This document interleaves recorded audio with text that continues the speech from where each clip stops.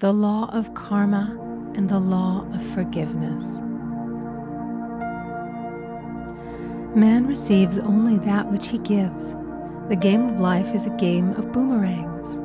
Man's thoughts, deeds, and words return to him sooner or later with astounding accuracy. This is the law of karma, which is Sanskrit for comeback. Whatsoever a man soweth, that shall he also reap. For example, a friend told me this story of herself, illustrating the law. She said, "I make all my karma on my aunt. Whatever I say to her, someone says to me. I am often irritable at home when one day said to my aunt, who was talking to me during dinner, 'No more talk, I wish to eat in peace.'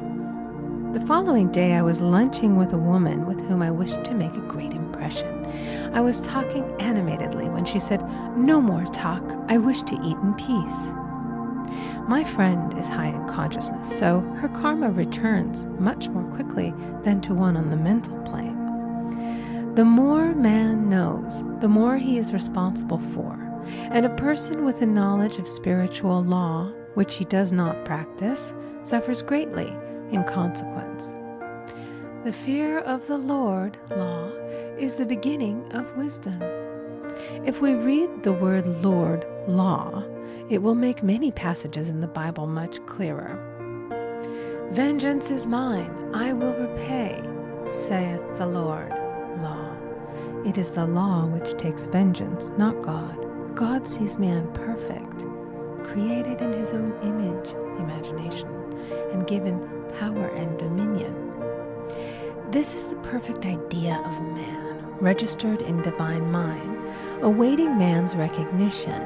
For man can only be what he sees himself to be, and only attain what he sees himself attaining.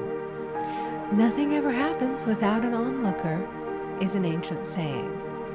Man first sees his failure or success, his joy or sorrow, before it swings into visibility from the scenes set in his own imagination. We have observed this in the mother picturing disease for her child, or a woman seeing success for her husband. Jesus Christ said, "And ye shall know the truth, and the truth shall make you free." So we see freedom from all unhappy conditions comes through knowledge, a knowledge of spiritual law. Obedience precedes authority, and the law obeys man when he obeys the law. The law of electricity must be obeyed before it becomes man's servant. When handled ignorantly, it becomes man's deadly foe. So with the laws of mind.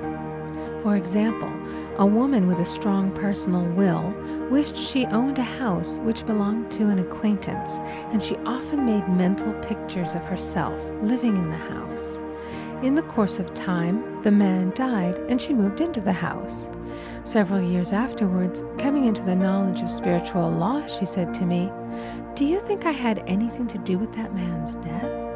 I replied, "Yes, your desire was so strong, everything made way for it. But you paid your karmic debt. Your husband, whom you loved devotedly, died soon after, and the house was a white elephant on your hands for many years." The original owner, however, could not have been affected by her thoughts had he been positive in the truth, nor her husband, but they were both under karmic law. The woman should have said, feeling the great desire for the house, "Infinite intelligence, give me the right house, equally as charming as this, the house which is mine by divine right." The divine selection would have given perfect satisfaction and brought good to all. The divine pattern is the only safe pattern to work by. Desire is a tremendous force and must be directed in the right channels or chaos ensues. In demonstrating, the most important step is the first step, to ask aright. Man should always demand only that which is his by divine right. To go back to the illustration, had the woman taken this attitude, "If this house I desire is mine, I cannot lose it. If it is not, give me its equivalent," The man might have decided to move out harmoniously had it been the divine selection for her, or another house would have been substituted. Anything forced into manifestation through personal will is always ill-got and has ever bad success. Man is admonished, "My will be done, not thine." And the curious thing is, man always gets just what he desires when he does relinquish all personal will, thereby enabling infinite intelligence to work through him. "Stand ye still and see the salvation of the Lord," law. For example, a woman came to me in great distress. Her daughter had determined to take a very hazardous trip, and the mother was filled with fear. She said she had used every argument, had pointed out the dangers to be encountered, had forbidden her to go, but the daughter became more and more rebellious and determined. I said to the mother, "You are forcing your personal will upon your daughter, which you have no right to do, and your fear of the trip is only attracting it, for man attracts what he fears." I added, "Let go and take your mental hands off. Put it in God's hands and use this statement: I put this situation in the hands of infinite love and wisdom. If this trip is the divine plan, I bless it and no longer resist. But if it is not divinely planned, I give thanks that it is now dissolved and dissipated." A day or two after that, her daughter said to her, "Mother, I have given up the trip," and the situation returned to its native nothingness. It is learning to stand still which seems so difficult for man. I will deal more fully with this law in the chapter on non-resistance. I will give another example of sowing and reaping, which came in the most curious way. A woman came to me saying she had received a counterfeit $20 bill given to her at the bank. She was much disturbed, for, she said, "The people at the bank will never acknowledge their mistake." I replied, "Let us analyze the situation and find out why you attracted it." She thought a few moments and exclaimed, "I know it. I sent a friend a lot of stage money just for a joke." So the law had sent her some stage money, for it doesn't know anything about jokes. I said, "Now we will call on the law of forgiveness and neutralize the situation." Christianity is founded upon the law of forgiveness. Christ has redeemed us from the curse of the karmic law, and the Christ within each man is his redeemer and salvation from all inharmonious conditions. So I said, "Infinite Spirit, we call on the law of forgiveness and give thanks that she is under grace and not under law, and cannot lose this $20, which is hers by divine right." Now, I said, go back to the bank and tell them, fearlessly, that it was given you there by mistake. She obeyed, and to her surprise, they apologized and gave her another bill, treating her most courteously. So knowledge of the law gives man power to rub out his mistakes. Man cannot force the external to be what he is not. If he desires riches, he must be rich first in consciousness. For example, a woman came to me asking treatment for prosperity. She did not take much interest in her household affairs, and her home was in great disorder. I said to her, "If you wish to be rich, you must be orderly. All men with great wealth are orderly, and order is heaven's first law." I added, "You will never become rich with a burnt match in the pincushion." She had a good sense of humor and commenced immediately putting her house in order. She rearranged furniture, straightened out her bureau drawers, cleaned rugs, and soon made a big financial demonstration, a gift from a relative. The woman herself became made over and keeps herself keyed up financially by being ever watchful of the external and expecting prosperity, knowing God is her supply. Many people are in ignorance of the fact that gifts and things are investments, and that hoarding and saving invariably lead to loss. There is that scattereth, and yet increaseth. There is that withholdeth more than is meet, but it tendeth to poverty. For example, I knew a man who wanted to buy a fur-lined overcoat. He and his wife went to various shops, but there was none he wanted. He said they were all too cheap looking.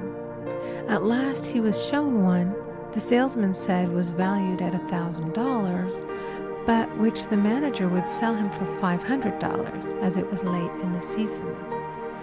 His financial possessions amounted to about $700. The reasoning mind would have said, "You can't afford to spend nearly all you have on a coat." But he was very intuitive and never reasoned. He turned to his wife and said, "If I get this coat, I'll make a ton of money." So his wife consented, weakly. About a month later, he received a $10,000 commission. The coat made him feel so rich, it linked him with success and prosperity. Without the coat, he would not have received the commission. It was an investment paying large dividends. If man ignores these leadings to spend or to give, the same amount of money will go in an uninteresting or unhappy way. For example, a woman told me on Thanksgiving Day she informed her family that they could not afford a Thanksgiving dinner. She had the money, but decided to save it. A few days later, someone entered her room and took from the bureau drawer the exact amount the dinner would have cost. The law always stands back of the man who spends fearlessly with wisdom. For example, one of my students was shopping with her little nephew. The child clamored for a toy, which she told him she could not afford to buy. She realized suddenly that she was seeking lack and not recognizing God as her supply. So she bought the toy and on her way home picked up in the street the exact amount of money she had paid for it. Man's supply is inexhaustible and unfailing when fully trusted, but faith or trust must precede the demonstration. According to your faith, be it unto you. Faith is the substance of things hoped for and the evidence of things not seen. For faith holds the vision steady, and the adverse pictures are dissolved and dissipated, and in due season we shall reap, if we faint not. Jesus Christ brought the good news, the gospel, that there was a higher law than the law of karma, and that law transcends the law of karma. It is the law of grace or forgiveness. It is the law which frees man from the law of cause and effect, the law of consequence. Under grace, not under law. We are told that on this plane, man reaps where he has not sown. The gifts of God are simply poured out upon him. All that the kingdom affords is his. This continued state of bliss awaits the man who has overcome the race or world thought. In the world thought there is tribulation, but as Jesus Christ said, "Be of good cheer, I have overcome the world." The world thought is that of sin, sickness, and death. He saw their absolute unreality and said, "Sickness and sorrow shall pass away, and death itself, the last enemy, be overcome." We now know, from a scientific standpoint, that death could be overcome by stamping the subconscious mind with the conviction of eternal youth and eternal life. The subconscious, being simply power without direction, carries out orders without questioning. Working under the direction of the superconscious, the Christ or God within man, the resurrection of the body would be accomplished. Man would no longer throw off his body in death. It would be transformed into the body electric, sung by Walt Whitman, for Christianity is founded upon the forgiveness of sins and an empty tomb.